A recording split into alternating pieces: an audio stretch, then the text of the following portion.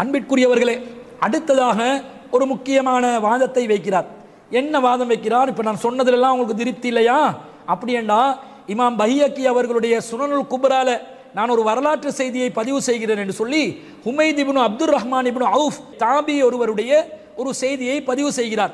Umar ரலியல்லாஹு அன்ஹு அவர்களும் உஸ்மான் இப்னு அஃபான் ரலியல்லாஹு அன்ஹு அவர்களும் என்ன சுன்னத்தொண்ட செஞ்சு வந்தாங்களாம்? ரமலான் காலத்தில் மஹ்ரிபுக்கு பிறகு அவர்கள் நோன்பு திறக்க மாட்டாங்க. இரவு நேரம் முழுமையாக வானத்தில் இரவு சூழும் வரைக்கும் காத்திருப்பார்கள். அதற்கு பிறகு தொழுது விட்டு பிறகுதான் என்ன செய்வார்கள்? நோன்பை திறப்பார்கள் என்ற ஒரு வரலாற்று செய்தி இருக்கிறது. எனவே இதுவும் இரவு நேரத்தில் தான் நோன்பு திறக்க வேண்டும், சூரியன் மறைந்தவுடன் நோன்பு திறக்க கூடாது என்பதற்கு ஆதாரமாக இருக்கிறது என்று எடுத்து காட்டுகிறார். அவர் எப்படி அந்த வாதத்தை முன்வைக்கிறார் என்று அவருடைய குரலில் இருந்து முதலாவதாக கேளுங்கள். சரி, இந்த விஷயம் உங்களுக்கு திருப்தியா இல்ல, ஏற்றுக்கொள்ளக்கூடியதாக இல்லை என்றால் ஒரு வரலாற்று சான்று ஒன்றை நான் சொல்றேன், கேளுங்க. இமாம் பைஹக்கி அவர்களுடைய அஸ்ஸுனனுல் குப்ரா என்ற நூல்ல ஒரு வரலாறு பதிவாகிறது. ஹுமைத் இப்னு அப்துர் ரஹ்மான் இப்னு அவுஃப் என்பவர் அறிவிக்கிற ஒரு செய்தி. உமர் இப்னு கத்தாப் அவர்களும் உஸ்மான் இப்னு அஃபான் அவர்களும் செய்து வந்த ஒரு சுன்னத், ஒரு வழிமுறை இருக்குது. அவர்கள் நோன்பு நோற்றால் கருப்பு வானத்தை பார்த்த பிறகுதான் மக்ரிபு தொழுகையை தொழுவார்கள். வானம் கருத்து விட்டதா இருட்டி விட்டதா என்பதை பார்த்த பிறகுதான் மக்ரிபை தொழுவார்கள். அதற்கு பிறகுதான் நோன்பை திறப்பார்கள் என்று அந்த ஹதீஸ் கூறுகிறது. சஹீஹான ஹதீஸ். தபக்காத் இப்னு சஅத் என்ற நூலையும் இதே வரலாறு பதிவாக இருக்கிறது. ஹுமைத் இப்னு அப்துர் ரஹ்மான் இப்னு அவுஃப் அறிவிக்கிறார், நான் உமர் உஸ்மான் இருவரையும் பார்த்திருக்கிறேன். அவர்கள் ரமலான் மாதத்தில கருப்பு இரவை பார்த்த பிறகுதான், அதாவது இருண்ட இரவை பார்த்த பிறகுதான் மக்ரிபை தொழுவார்கள். அதன் பிறகுதான் நோன்பை திறப்பார்கள் என்று அந்த ஹதீஸ்ல இருக்கு. இதைவிடையும் இமாம் ஷாஃபி அவர்களுடைய முஸ்னத் என்ற தொகுப்பிலையும் பதிவாகி இருக்குது. அதாவது உமர் அலி உஸ்மான் அலி இருவரது வழக்கம் என்னவென்றால் அவர்கள் கருப்பு இரவை கண்ட பிறகுதான், அதாவது வானம் இருளாகிவிட்டதா என்பதை பார்த்த பிறகுதான் மக்ரிபை தொழுவார்கள். தொழுகைக்கு பிறகுதான் நோன்பை திறப்பார்கள். ரமலான் காலங்கள்ல இப்படித்தான் அவங்க நடந்து கொண்டாங்க என்று அந்த ஹதீஸ்ல பதியப்பட்டிருக்கு. அப்போ இஃப்தாரை அவசரமாக செய்யணும்ங்கிற விஷயம் அவங்களுக்கு தெரியாதா? அந்த பெரிய சஹாபாக்களே நல்ல இரவாகட்டும் என்று காத்திருந்துதான் நோன்பை திறந்திருக்காங்க. உங்களுக்கு மட்டும் ஏன் இவ்வளவு அவசரம்? அன்பிற்குரியவர்களே, இவர் ஒரு செய்தியை பதிவு செய்கிறார். இமாம் பைஹக்கி அவர்களுடைய சுனனுல் குப்ரால பதிவு செய்யப்பட்டதாகவும், இமாம் இப்னு சஅத் அவர்களுடைய தபக்காத்துல் குப்ராவில் பதிவு செய்யப்பட்டதாகவும், இமாம் ஷாஃபி அவர்களுடைய முஸ்னதில் பதிவு செய்யப்பட்டதாகவும் ஒரு செய்தியை பதிவு செய்கிறார். அந்த செய்தி என்ன சொல்கிறது? அன்ன உமர் இப்னு அல் ஹத்தாபி வ உஸ்மான் இப்னு அல் அஃபான கானா யுஸல்லியானல் மக்ரிப ஹீன யன்துரானி இலல் லைலில் அஸ்வதி கப்ல அன் யுஃப்திரா. உஸ்மான் இப்னு அஃபான் ரலியல்லாஹு அன்ஹு அவர்களும் உமர் இப்னு ஹத்தாப் ரலியல்லாஹு அன்ஹு அவர்களும் இரவு நேரத்தில் மக்ரிபை தொழக்கூடியவர்களாக இருந்தார்கள். எந்த நேரத்தில்?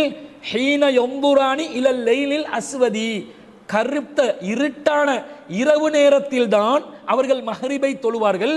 கப்ல அன் யுஃப்திரா, நோன்பு திறப்பதற்கு முன்பதாக மஹ்ரிப் தொழுகையை தொழுது விடுவார்கள். அதுவும் இருள் சூழ்ந்த இரவிலே தொழுது விடுவார்கள். சும்ம யுஃப்திரானி பாத ஸலாத்தி, பிறகு அவர்கள் தொழுகைக்கு பிறகுதான் நோன்பு திறப்பார்கள். வஸாலிக ஃபீ ரமலான, இது ரமலான் காலத்தில் நடைபெற்றது என்று ஒரு வரலாற்று செய்தி பதிவாகி இருக்கிறது. முதல்ல இந்த வரலாற்று செய்தி இஸ்லாத்தினுடைய அடிப்படை மூலாதாரமா? நாங்கள் மார்க்கத்தில் ஒரு சட்டத்தை தீர்மானிப்பதற்கு நபித்தோழர்களுடைய வரலாற்று ஆதாரங்களை வைத்துதான் தீர்மானிப்போமா, அல்லது அல்லாஹ்வுடைய வஹியை வைத்து தீர்மானிப்போமா? நபித்தோழர்களுடைய செயல்பாடுகள் என்பது மார்க்கத்துடைய மூலாதாரமா? அதை நாங்கள் செய்தால் மறுமையில் வெற்றி பெறுவோம் என்று மார்க்கம் நமக்கு வழிகாட்டுகிறதா? அதுதான் இஸ்லாம் என்று மார்க்கம் சொல்கிறதா? 5வது அத்தியாயத்தில் 3வது வசனத்தில் அல்லாஹ் சொல்கிறான், அல் யௌம அக்மல்து லக்கும் தீனக்கும், இன்றைய தினம் உங்களுடைய மார்க்கத்தை நான் முழுமைப்படுத்தி விட்டேன். வ அத்மம்து அலைக்கும் நிஅமதி, எனது அருட்கொடைகளை உங்களுக்கு நான் நிறைவாக வழங்கிவிட்டேன். வரலீது லக்குமுல் இஸ்லாம தீனா, இஸ்லாம் என்பது உங்களுடைய மார்க்கமாக நான் பொருந்தி கொண்டேன் என்று அல்லாஹ் சொல்லிவிட்டான். மார்க்கம் முழுமைப்படுத்தப்பட்டு விட்டது. எப்போது மார்க்கம் முழுமைப்படுத்தப்பட்டு விட்டதோ அதற்கு பிறகு நபித்தோழர்களுடைய செயற்பாடுகள் மார்க்கத்தின் ஒரு ஆதாரமாக யாராவது முன்வைக்கலாமா? முன்வைக்க முடியாது. இன்னும் சொல்ல போனால் நாம் எதை பின்பற்ற வேண்டும் என்று அல்லாஹ் சொல்கிறான்? 7வது அத்தியாயத்தில் 3வது வசனத்தில், இத்தபியூ மா உன்சில இலைக்கும் மிர் ரப்பிக்கும், உங்கள் இறைவனிடமிருந்து எது உங்களுக்கு அருளப்படுகிறதோ அதை தான் நீங்கள் பின்பற்ற வேண்டும். வலா தத்தபிஉ மின் தூனிஹில் அவுலியா, அவர் அல்லாத வேறு யாரையுமே பொறுப்பாளர்களாக ஏற்படுத்தி பின்பற்றாதீர்கள். கலீலம்மா ததக்கர்வூன், குறைவாகவே படிப்பினை பெறுகிறீர்கள் என்று அல்லாஹ் சொல்கிறான். வஹியை பின்பற்ற சொன்ன மார்க்கத்தில் இருந்து கொண்டு வஹி அல்லாதவர்களுடைய செயற்பாடுகளை மார்க்கத்தின் மூலாதாரமாக முன்வைப்பது என்பது இந்த மார்க்கத்தின் அடிப்படை சம்பந்தப்பட்ட அறிவில்லாதவர்களுடைய வாதமா இல்லையா? இது செல்லுபடியான ஒரு வாதமாக இருக்குமா? ஷியா பிரிவை சேர்ந்த சபீர் மன்பை அவர்கள் மார்க்கத்துடைய அடிப்படை உசூல் என்பதை என்னவென்று தெரியாமல் வாதம் செய்து கொண்டு இருக்கிறார் என்பது தெளிவாக விளங்குகிறதா இல்லையா? அதே நேரம் உமர் ரலியல்லாஹு அன்ஹு அவர்களும் உஸ்மான் ரலியல்லாஹு அன்ஹு அவர்களும் நோன்பு என்பதை மக்ரிப் நேரத்துக்கு பிறகு இரவு முழுமையாக சூழ்ந்து கொண்டு முழு இருட்டாக இருக்கும் நேரத்தில் மக்ரிப் தொழுகையை தொழுத பிறகுதான் தொழுவார்கள் என்பது ஒரு வாதத்துக்கு ஏற்றுக்கொண்டால் இது மக்ரிப் நேரத்தில் நோன்பு திறக்க கூடாது என்பதற்கு ஆதாரமாக அமையுமா? ஆதாரமாக அமையாது. ஏன்? ஒருத்தர் மக்ரிப் நேரத்திலேயே உரிய நேரத்திலே நோன்பு திறக்க முன் வருகிறார். உஸ்மானும் உமரும் இப்படிதான் செய்தார், எனவே நாங்கள் சூரியன் மறைந்தவுடனே மக்ரிப் நேரத்திலேயே நோன்பு திறந்துட்டு தொழுவோம் என்று சொல்வது தவறு என்று யாராவது வாதிட முடியுமா? வாதிட முடியாது. அது அவர்கள் 2 பேர் செஞ்சிருப்பாங்க. அவங்க செய்யறதுனால மக்ரிப் நேரத்தில் நோன்பு திறப்பது என்பது சூரியன் மறைந்தவுடன் நோன்பு திறப்பது என்பதற்கு அது எதிராக அமையாது.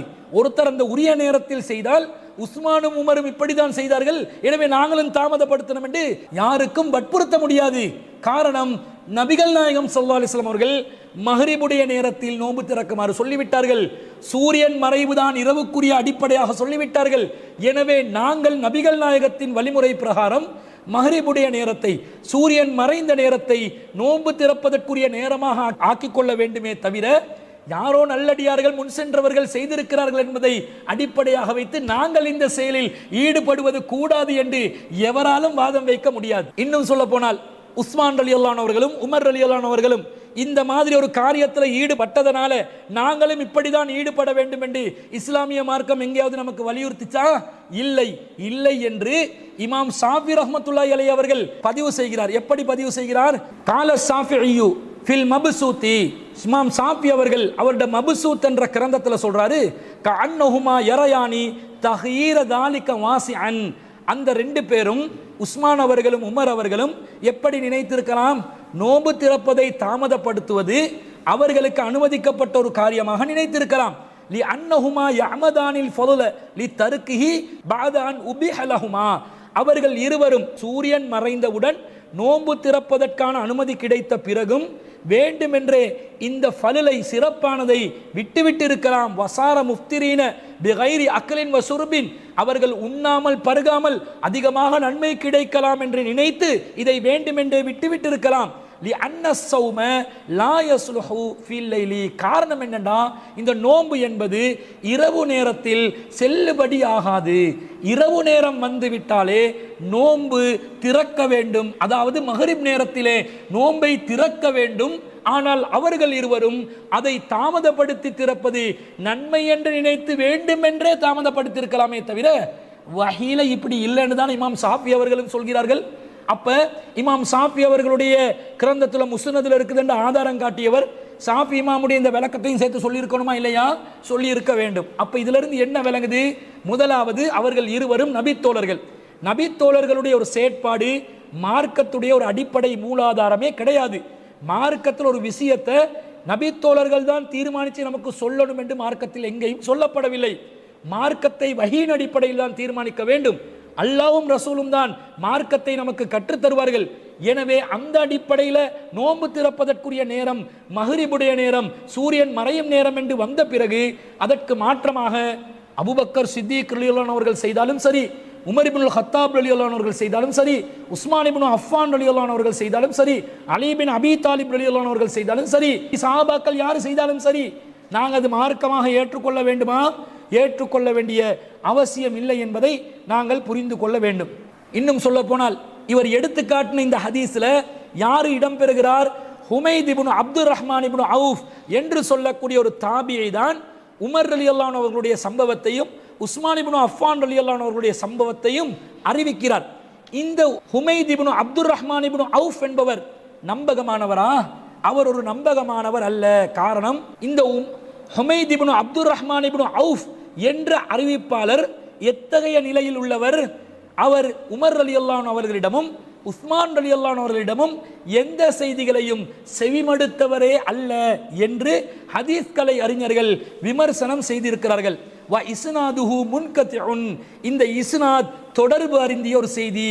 ஃப இன்ன ஹுமைத் இப்னு அப்துர் ரஹ்மான், உமைத் இப்னு அப்துர் ரஹ்மான் இப்னு அவுஃப் என்பவர் லம் யஸ்மா மின் உமர் வ உஸ்மான் ரலியல்லாஹு அன்ஹுமா. உமர் உஸ்மான் ரலியல்லாஹு அன்ஹுமா அவர்களிடமிருந்து இவர் செவிமடுக்கவே இல்லை என்று விமர்சனம் இருக்கிறது. அப்ப உமைத் இப்னு அப்துர் ரஹ்மான் என்பவர் உமர் ரலியல்லாஹு அன்ஹு அவர்களிடமும் உஸ்மான் ரலியல்லாஹு அன்ஹு அவர்களிடமும் எதையுமே செவியுறவில்லை என்ற விமர்சனம் இருக்கும்போது அவங்களோட காலத்தில் நடந்த சம்பவத்தை இவர் எப்படி அறிவிக்கலாம்? இவர் அறிவிப்பதற்கு வாய்ப்பில்லை. தொடர்பு அறிந்திய ஒரு அசரை வைத்துக்கொண்டு, நபித்தோழர்களுடைய ஒரு செயற்பாட்டை வைத்துக்கொண்டு, முஸ்லிம்கள் நோன்பு திறக்கும் நேரம் சம்பந்தமாக வஹீ மூலம் தெளிவாக வந்த தலீல்களுக்கு மாற்றமாக ஷியா பிரிவை சேர்ந்த சப்ரி மன்பை அவர்கள் சொல்லக்கூடிய வாதம் மிக மிக தவறானது என்பது இதன் மூலமும் நிரூபணமாகிறது. இன்னும் சொல்ல போனால் நபித்தோழர்கள் எப்படி ஒரு நடைமுறையை கடைபிடித்தார்கள்? வகது ருபிய அன் இப்னு அப்பாஸின் வ தாயிஃபத்தின், இப்னு அப்பாஸ் ரலியல்லாஹு அன்ஹு அவர்கள் வழியாகவும் இன்னும் பல சஹாபாக்கள் வழியாகவும் வந்த செய்தி என்னன்னு சொன்னா, அன்னஹும் கானு யுஃப்திரூன கப்ல ஸலாத்தி, இவர்கள் நோன்பை திறப்பார்கள் எப்போது? கப்ல ஸலாத்தி, மக்ரிப் தொழுகைக்கு முன்பதாக. சஹாபாக்கள்ல பெரும்பாலானவங்க மஹ்ரிப் தொழுகைக்கு முன்பதாகத்தான் நோன்பு திறந்திருக்கிறார்கள் என்று தெளிவாக வந்திருக்குது. மஹ்ரிப் தொழுகைக்கு பிறகுதான் நோன்பு திறப்பார்கள் என்று ஒரு தொடர்பருந்திய செய்தியை வைத்து சப்ரி மன்பை வாதிப்பது வேடிக்கையாக இருக்கிறது. அதே போன்று இஸ்திதுகார்ல என்ன சொல்லப்படுகிறது? வரவ சௌரியு, சௌரி அவர்கள் அறிவிக்கிறார்கள், அன் தாரிக் இப்னு அப்துர் ரஹ்மான், தாரிக் இப்னு அப்துர் ரஹ்மான் வழியாகவும் அன் இப்னு முஸையிப், இப்னு முஸையிப் அவர்கள் வழியாகவும் அறிவிக்கிறார். கால, அவர் சொல்கிறார், கதப உமர், உமர் அவர்கள் கடிதம் ஒன்று எழுதுகிறார். இலல் உமராயில் அஜ்னாதி, படை தளபதிகளுக்கு ஒரு கடிதம் எழுதுகிறார். அலா தகூனு முஸ்ரிஃபீன் பி ஃபித்ரிக்கும், உங்களுடைய இந்த நோன்பு திறப்பதை தாமதப்படுத்துவதன் மூலமாக நீங்கள் வீண் விரயம் செய்பவர்களாக ஆகிவிடாதீர்கள். வலா முன்தலிரீன பி ஸலாத்திக்கும் இஸ்திபாக்கல் நுஜூமி, உங்கள் மக்ரிப் தொழுகையை விண்மீன்கள் அடர்த்தியாக தெரியும் வரைக்கும் தாமதப்படுத்தாதீர்கள் என்று உமர் இப்னு ஹத்தாப் ரலியல்லாஹு அன்ஹு அவர்கள் தங்களுடைய படை தளபதிகளுக்கு எழுதி அனுப்பினா அதை அவங்க செய்ய மாட்டாங்களா? நோன்பு திறங்க, உரிய நேரத்தில் திறந்துருங்க, வீண் விரயம் பண்ணிடாதீங்க. அதே நேரத்தில் மக்ரிப் தொழுகையை இவர் சொல்வதை போன்று ஷியா பிரிவை சேர்ந்த சப்ரி மன்பகி சொல்வதை போன்று முழு வானமும் அடர்த்தியாக வந்து விண்மீன்கள் நட்சத்திரங்கள் வானத்திலே பல பல பல என்று தெரிகின்ற அந்த நேரம் வரும் வரைக்கும், இரவு சூழ்ந்து கொள்ளும் நேரம் வரைக்கும் தாமதப்படுத்த வேண்டாம் என்றுதான் கடிதம் எழுதி அனுப்பியிருக்கிறாங்க என்று தெளிவாக விளங்குகிறது.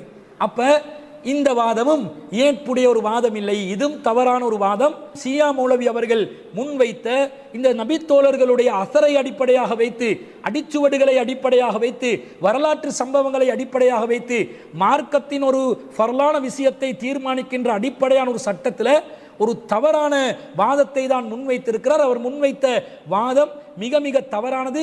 அவர் முன்வைத்த செய்தியும் பலவீனமானது. அது தொடர்பு அருந்திய ஒரு செய்தி. அது நபித்தோழர்களுடைய செயலாக இருப்பதனால் நாம் வஹீக்கு மாற்றமாக நபித்தோழர்களுடைய செயற்பாடுகளை ஏற்று பின்பற்ற வேண்டிய எந்த ஒரு அவசியமும் மார்க்கத்தில் இல்லை என்பதனால் இந்த வாதமும் செல்லுபடியற்ற ஒரு வாதமாக மாறுகிறது.